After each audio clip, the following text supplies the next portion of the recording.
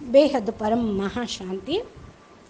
బేహద్ కే బేహద్ పరం పరం పరం మహానాత్మలకు, దివ్య ఆత్మలకు, జాగృతమైన శ్రేష్టమైనటువంటి ఆత్మలకు బాపూజీ దశరథ్ భాయ్ పటేల్ తెలుగు ఛానల్కు స్వాగతం. ఆత్మిక సోదరి సోదరులకు, ఆత్మిక పరివారమునకు పరం మహాశాంతి. మనము ఈరోజు 430 లైవ్ ఎపిసోడ్ స్పీచ్ అనంతభాయ్ చెప్పినది తెలుగులో విందాము. ఇక్కడ మనం తత్వ జ్ఞానమును జాగృతం చేసుకోవటానికి, జాగృతం వైపుకు వెళ్ళుటకు మనం రోజు ఒక్కొక్క టాపిక్ని తీసుకొని చెప్పుకుంటూ ఉన్నాం. మనకు మనుష్య యోని ఎందుకు లభించిందో దీన్ని బట్టి అర్థమవుతుంది. బేహద్ జ్ఞానంతో కూడా మనం ఎవరమో ఎక్కడి నుంచి వచ్చామో తెలుస్తుంది. అయితే మానవ యోని లభించినంత మాత్రాన ఏం చెయ్యాలి, మనం ఏం కోరుకుంటున్నాం అనేది కూడా ముఖ్యమైనది. మనం మార్పును ఎలా తెచ్చుకోవాలి అని నేర్పేది స్వపరివర్తన. మీరు ఎలా ఈ జన్మ మరణ చక్రం నుండి విముక్తి పొందుతారు అని తెలుసుకుంటాము. మనం ఆత్మలమైతే ఎలాంటి ఆత్మలం, ఆత్మభావనను ఎలా పొందాలి, మనుష్య భావం నుండి ఎలా దూరం కావాలి, మనసు విచలితం కాకుండా ఎలా చేసుకోవాలి, ఆసక్తి కోరికలను సమాప్తం ఎలా చేసుకోవాలి అనేటువంటి విషయాన్ని కూడా మనము రోజు జ్ఞానం వింటున్న కొద్దీ అర్థమవుతూ ఉంటుంది, సాధించనగలము. మనసు బుద్ధి సంస్కారాలని మార్చుకోవాలి, మనసు బుద్ధి సంస్కారాలను శుద్ధి చేసుకోవాలి. ఇదే మన యొక్క తపస్సు, ఇదే పురుషార్థం కూడా. చేయాల్సింది ఇదే. మానవులు చేయటానికి అనుకున్న మార్చుకునే అవకాశం జార విడుచుకున్నారు అంటే పురుషార్థం చేయకుండా సమయాన్ని వేస్ట్ చేసుకుంటే ఇక ఏ జన్మకు కూడా మీరు మారలేరు. చిన్నప్పటి నుండి మంచి మంచి సంస్కారాలని ధారణ చేస్తూ ఉంటే అంతిమంలో చక్కటి పరివర్తన మీరు సాధించగలుగుతారు. ఈ యొక్క మనుష్య యోనిలో ఈ బేహద్ జ్ఞానం అనేది చాలా ముఖ్యము అని చిన్నప్పటి నుండే మీ పిల్లల్లో కూడా సంస్కారంగా చెప్తూ ఉండండి, జ్ఞానాన్ని చెప్తూ ఉండండి. ఒకవైపు ప్రపంచం మొత్తం కూడా తెలుసుకోలేనటువంటి జ్ఞానం, బేహద్ జ్ఞానం మీరు అర్థం చేసుకున్నారు. కేవలం ఈ యొక్క తత్వజ్ఞానాన్ని అర్థం చేసుకున్న మానవులు వారి జీవితం తీరం చేరుతుంది, వారికి కళ్యాణం అవుతూ ఉంటుంది. మనము చాలా పవర్ఫుల్ ఆత్మలం, పరబ్రహ్మ సమానమైన ఆత్మలం, పరం మహానాత్మలం, దివ్య ఆత్మలం, జాగృతమైన ఆత్మలం అని బాపూజీ మనకు చెప్పడంతో మన మనసుని అంగీకరింపజేసుకొని ఆత్మను ఆ వైపుకు తీసుకొని వెళ్తూ బుద్ధితోటి తర్కిస్తూ ఉంటే మనసు చచ్చుకుంటూ తప్పకుండా ఒప్పుకుంటుంది. లేకపోతే మనసు భ్రమింప చేస్తూనే ఉంటుంది. చిన్న చిన్న కోరికల వెనకాల పరిగెడుతూనే ఉంటూ ఉంటారు. ఇప్పుడు పరివర్తన సమయం కూడా గడిచిపోతూనే ఉంటుంది. అందుకని అర్థం చేసుకోండి ఈ జ్ఞానాన్ని. వెంటనే స్వపరివర్తనతోటి విశ్వ పరివర్తన అనేది తీసుకుని రండి. మనము కొత్త పరిశోధన విధానమును మనం చెప్తున్నప్పుడు అందరూ దీన్ని అంగీకరించలేరు, ఒప్పుకోను లేరు. అదే ఒక గురువు గారు తన శిష్యులు అడిగిన ప్రశ్నకు చక్కటి ప్రయోగాత్మకంగా ఉదాహరణలు చెప్తూ ఎలా చెప్పారు ఇక్కడ వినండి. సమాజంను విరోధిస్తూ ఉంటే ఎలా ఎదుర్కోవాలి అనే దాని గురించి ఒక గురువు గారు నీ శిష్యులు అడిగినప్పుడు ఆయన చెప్తున్నటువంటి కథాంశం ఇక్కడ మనం ఉదాహరణగా తెలుసుకుందాము. గంగా నది ఒడ్డున ఒక గురువుగారు తన శిష్యులకు శిక్షణ ఇస్తూ ఉన్నారు. ఆ సమయంలో ఒక శిష్యుడు లేచి గురువు గారిని, గురూజీ, మేము ఏదో కొత్తగా ఏదన్నా చెప్దామన్నా, చేయిద్దామన్నా, చెప్దామనుకుంటున్నా దాన్ని అందరూ విరోధిస్తూ ఉన్నారు, ఏమి చెయ్యాలి? మా మాటల్ని వాళ్ళు అంగీకరించటం లేదు అని అడిగారు. గురువుగారు దీనికి సమాధానం నేను రేపు ఇస్తాను అని వెళ్ళిపోయారు. సరే, తెల్లారింది. ఇక శిష్యులందరూ కూడా నది ఒడ్డున, గంగా నది ఒడ్డున ఏకత్రితమయ్యారు. గురువుగారు చెప్పేటువంటి ఈ సమాధానం ఏమిటి అని.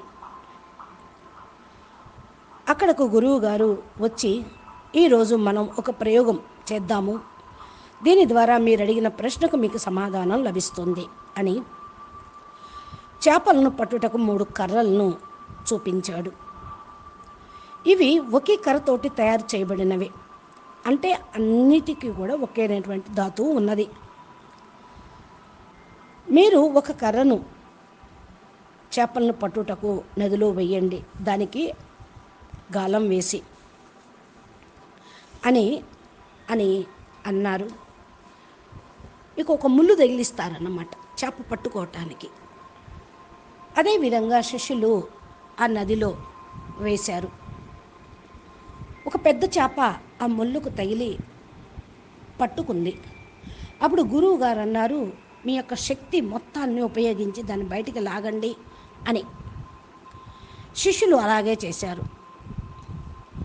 ఇక చేప వైపు నుండి కూడా చేప తన పూర్తి శక్తిని ఉపయోగించి దాని నుండి బయటపడటం కోసం గుంజుకుంటూ ఉంది.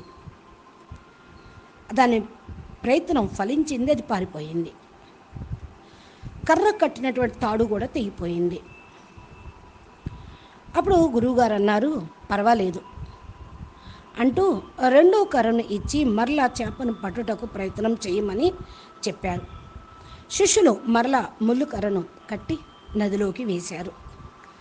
చేప పట్టంతో గురువుగారు అన్నారు, తేలికగా ఆ కర్రను లాగండి, అంటే ఫోర్స్ పెట్టకుండా తేలిగ్గా లాగండి అని అన్నారు.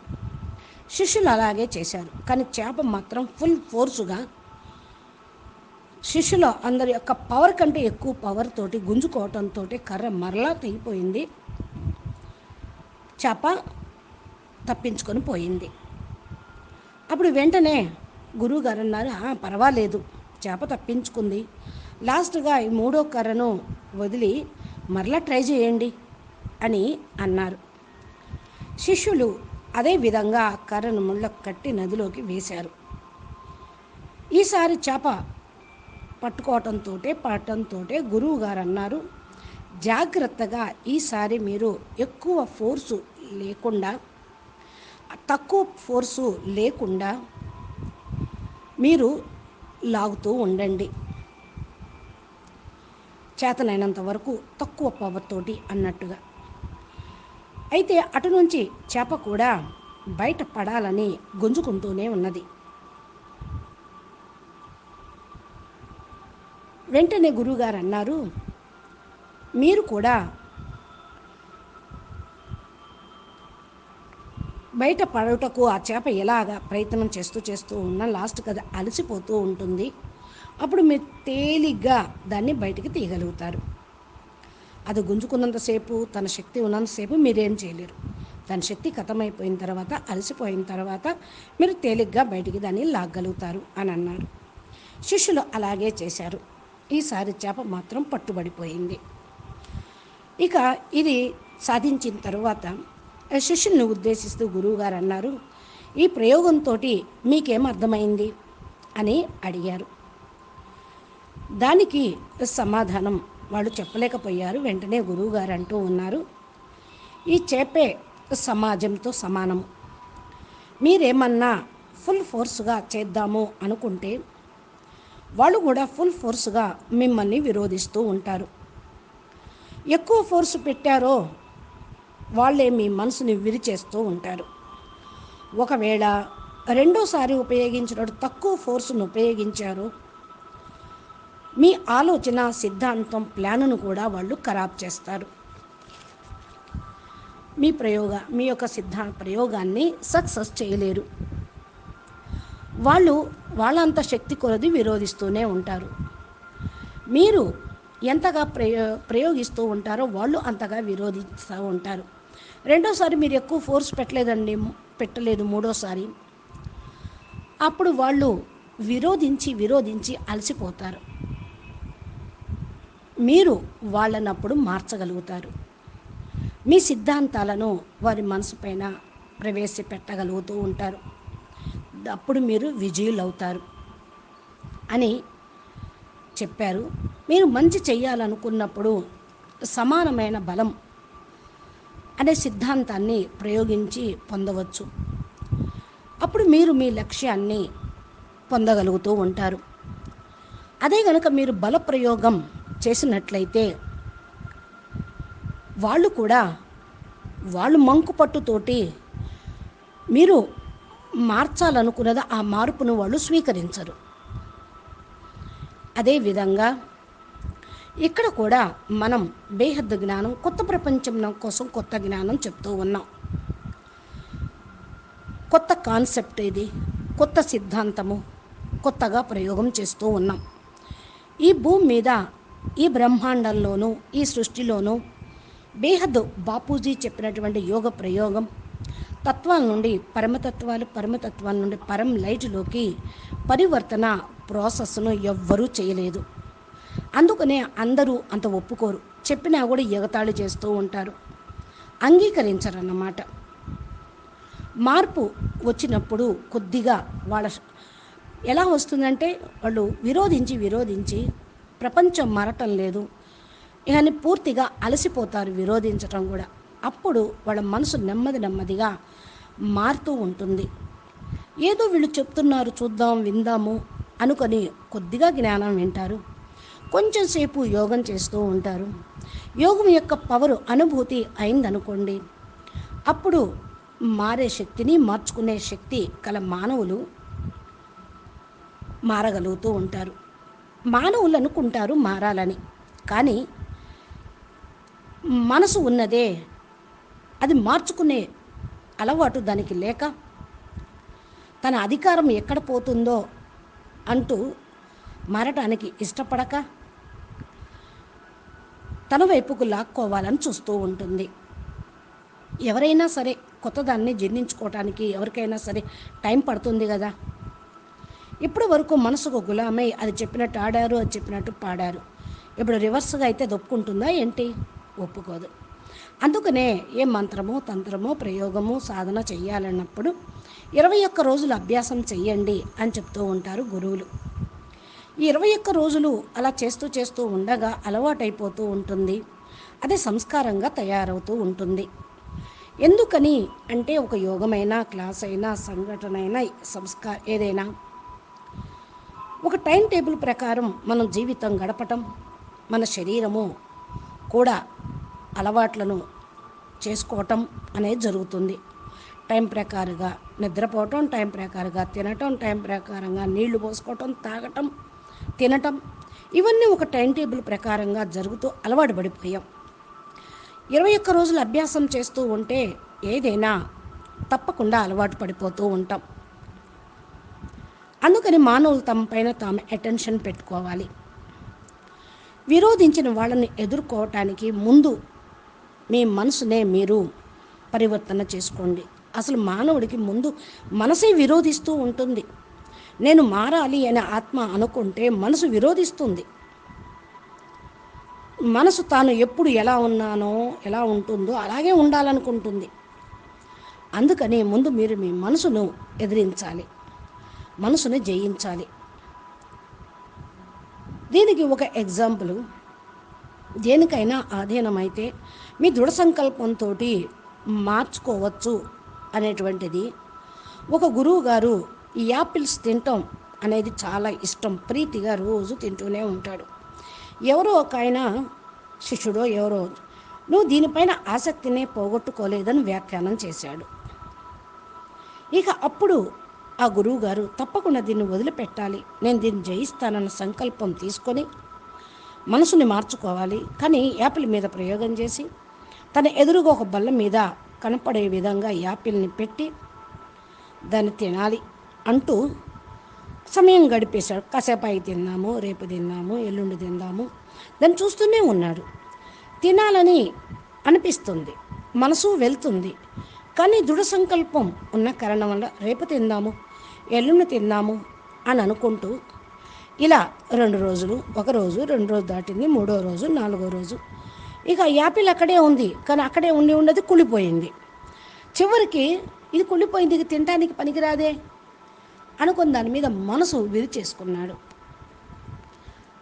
ఈ యొక్క యాపిల్ని ఆధారంగా చేసుకొని తన మనసుని పరివర్తన చేసుకొని మనసుని విరోధించాడు అని అర్థం అన్నమాట. మనసులోని ఆసక్తిని పెంచుకుంటే అది బంధనాన్ని కలిగిస్తూ ఉంటుంది, ఇరికిస్తూ ఉంటుంది, బంధిస్తూ ఉంటుంది. అందుకని మీపైన మీరే ప్రయోగం చేసుకోవాలి. ఏ జీవికి ఎక్కడ ఎవరితోటి బంధన ఉంటుందో అక్కడ పోయి జన్మ తీసుకుంటూ ఉంటారు. వాళ్ళ ఇంట్లోనే, వాళ్ళ దగ్గరే ఒక జీవ జంతువులుగా కానీ, మనిషి కానీ, పావు కానీ, ఎక్కడైనా సరే పూర్వజన్మల యొక్క ఖాతాలుని అర్థం చేసుకోవటానికి ఇక్కడ మనం ఒక చిన్న కథని తెలుసుకుందాము అంటున్నారు అనంతవై. ఒక స్త్రీకి 20 సంవత్సరాల వరకు సంతానం కలగలేదు.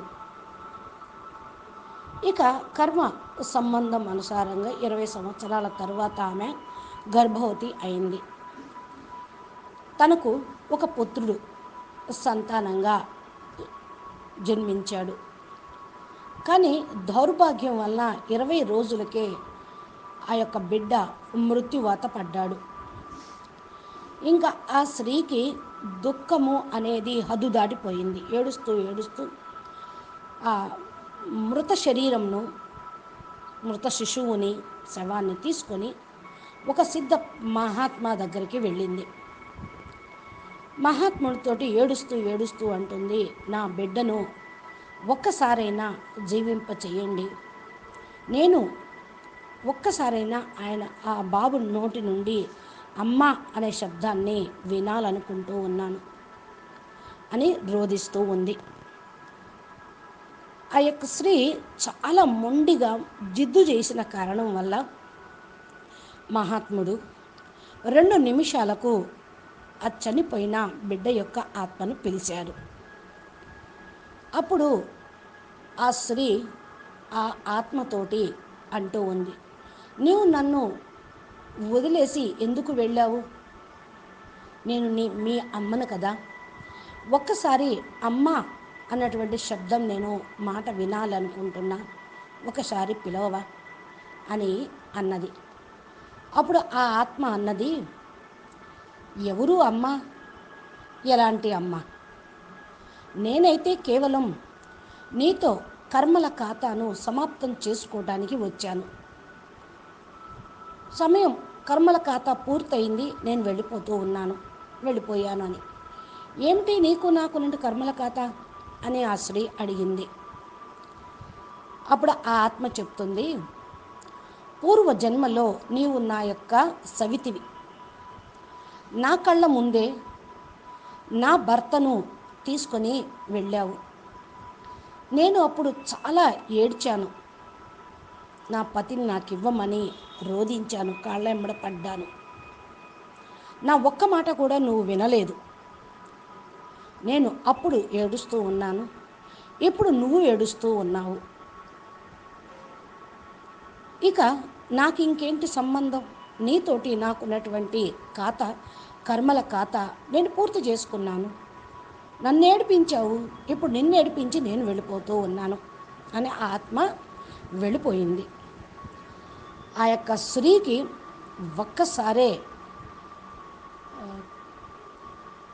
ఒక్కసారి జ్ఞానోదయమైనట్టు మనసు చెలించిపోయింది, బుద్ధి తిరిగిపోయింది.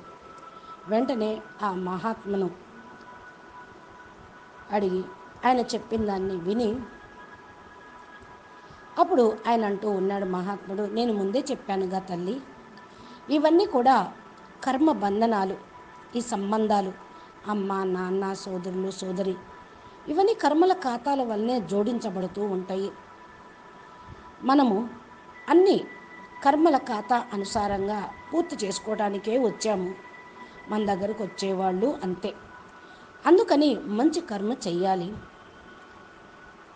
మనము తరువాత కర్మల ఖాతాను అనుభవించే విధంగా కాకుండా అని ఆ స్త్రీ అర్థం చేసుకొని తన ఇంటికి తిరిగి వెళ్ళిపోయింది. దీని ద్వారా మనం నేర్చుకున్నది ఏంటి అంటే, సదా మనం మంచి కర్మలు చేస్తూ ఉండాలి అని. అయితే ఎలాంటి కర్మలు చేస్తే ఎలాంటి జన్మ లభిస్తుందో కూడా తెలుసు.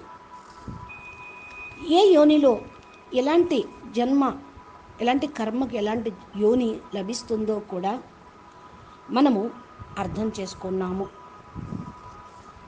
కనుక ఏ పశుపక్షాదులు క్రిమి కీటకాలు అల్ప యోనిల్లోకి, భూత ప్రేత పిశాచాల యోనిల్లోకి జన్మ తీసుకున్నటువంటి కర్మలు మనం చేయకూడదు. అందుకనే మానవ జన్మ అనేది చాలా దుర్లభమైనది. మనుష్య యోని దుర్లభమైనది అయినప్పటికీ జీవాత్మ కర్మ బంధన కారణంగా అనేక యోనుల్లోకి ప్రవేశిస్తూ భ్రమిస్తూ ఉంటుంది. అనేక అనంతమైన దుఃఖాల్ని కూడా అనుభవిస్తూ ఉంటుంది. మానవ జన్మ సర్వశ్రేష్టమైనది. కనుకనే దేవతలు కూడా మానవ జన్మ కోసం ఎదురు చూస్తూ ఉంటారు.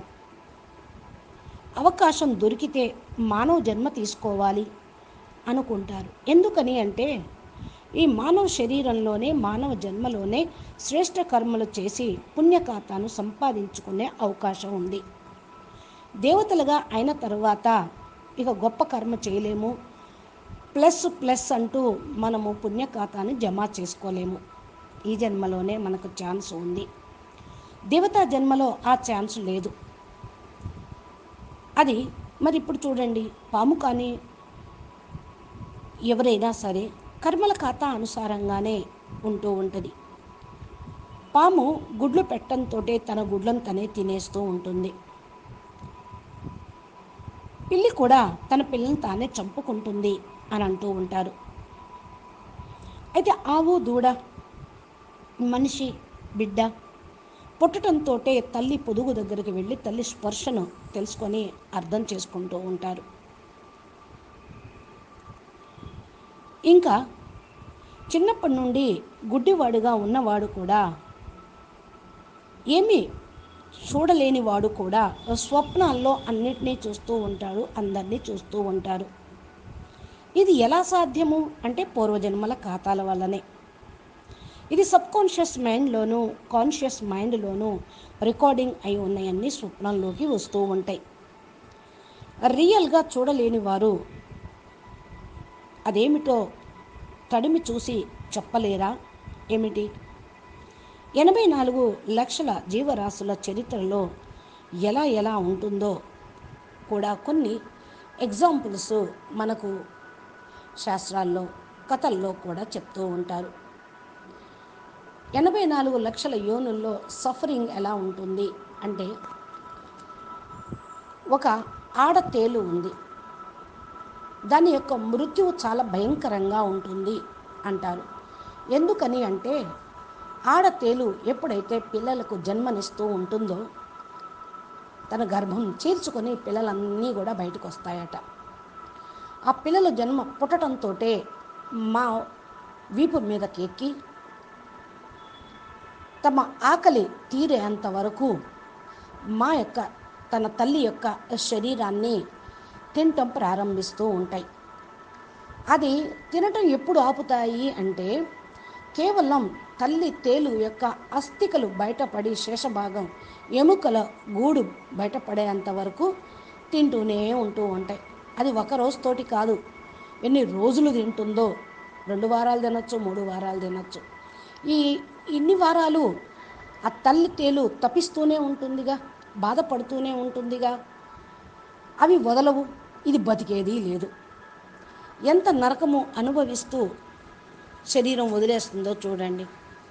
జన్మనిచ్చినటువంటి పిల్లలే తల్లిని పొట్టను పెట్టుకున్నాయి అంటే ఇదే కదా. పొట్టలో నుంచి వచ్చిన పిల్లలు తల్లిని పొట్టను పెట్టుకున్నాయి. మరి ఇంత అసహనీయమైనటువంటి బాధను అనుభవిస్తూ ప్రాణాలని వదిలిపెడుతూ ఉంటుంది. చనిపోయిన తర్వాత కూడా అవి వదిలిపెట్టవు. తనకు తెలిసిన తర్వాత ఇక మాంసం లేదు అని అప్పుడు కిందకు దిగుతాయట. మరి ఇక్కడ 84 లక్షల కాల చక్రం, జన్మల చక్రం నుండి మనం బయటపడాలి. అసంఖ్యాక యోనుల నుండి మనము బయటపడాలి అంటే మార్గం ఒకటే, జ్ఞానం. అజ్ఞానం వల్లే మనం అనేక జన్మలు, అనేక యోనుల్ని వెళ్ళి జన్మ తీసుకుంటూ ఉంటాం. మరి ఈ భవసాగరంలో అవాగమన చక్రం అనేది కర్మ సిద్ధాంతం అనుసారంగా తప్పదు. అందుకే మానవ యోని సర్వశ్రేష్టమైనది. అనుభవించటానికి, ఇక్కడే సంపాదించుకోవడానికి ఈ జన్మే చాలా ముఖ్యమైనది అని అంటూ ఉంటారు. మానవుడు జీవించి ఉన్నంతకాలం ఎలాంటి కర్మలు చేస్తూ ఉంటారో అలాంటి జీవితమే లభిస్తూ ఉంటుంది. అలాంటి యోనుల్లోనే పుడుతూ ఉండాలి. కర్మ అనుసారంగా సుఖ దుఃఖాలను అనుభవిస్తూ ఉండాలి. అయితే మానవ జన్మ మోక్షం పొందుటకు, జీవన్ముక్తి, ముక్తి పొందుటకు సరైనది.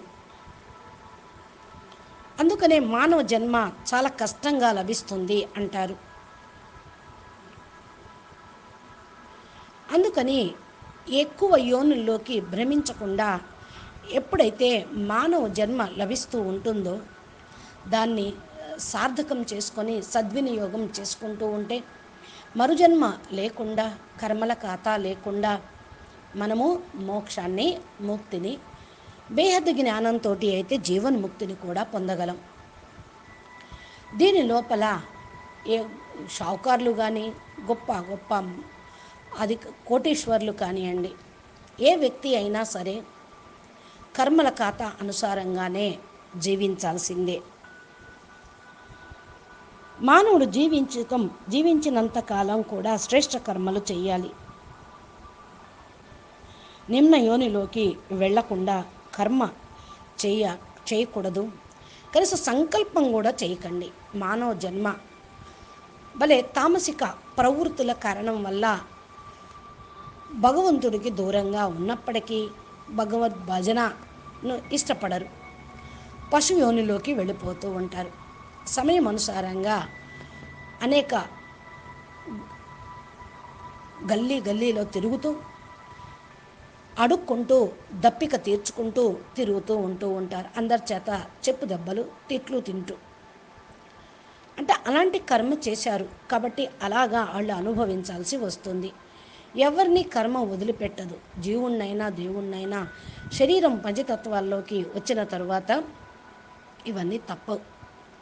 అందుకనే ఈశ్వరుడు యొక్క ఉపదేశానుసారంగా ఆచరణ అనేది చేస్తూ జప తపాలను అనుసరిస్తూ ఉంటే పాపాల నుండి నిష్కృతి అనేది లభిస్తుంది. అన్నిటికీ కూడా కర్మ సిద్ధాంతము ఒకటే ఒక ఉపాయం. ఇచ్చా మాత్రం అవిద్య. శ్రద్ధావాన్ లభతే జ్ఞానం అనగా శ్రద్ధతోటి జ్ఞానాన్ని పొందితే, జ్ఞానం అర్థమైతే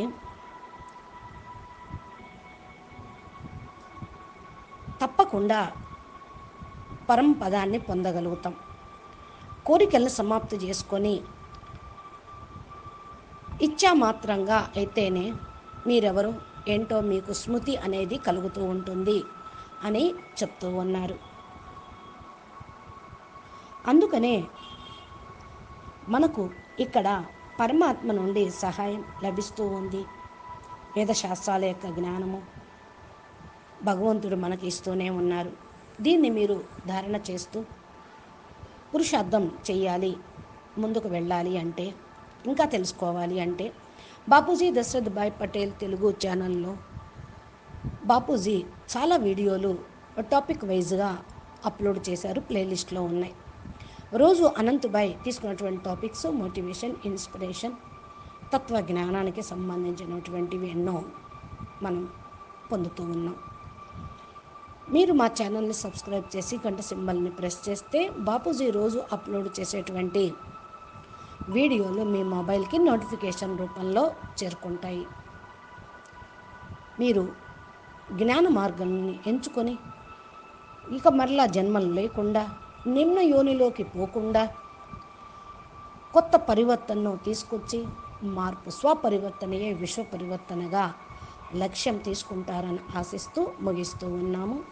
అచ్చా, పరం శాంతి, నమస్తే, ధన్యవాదాలు. बेहद के बेहद परम परम परम महाशांति है, महाशांति है, महाशांति है. नमस्ते.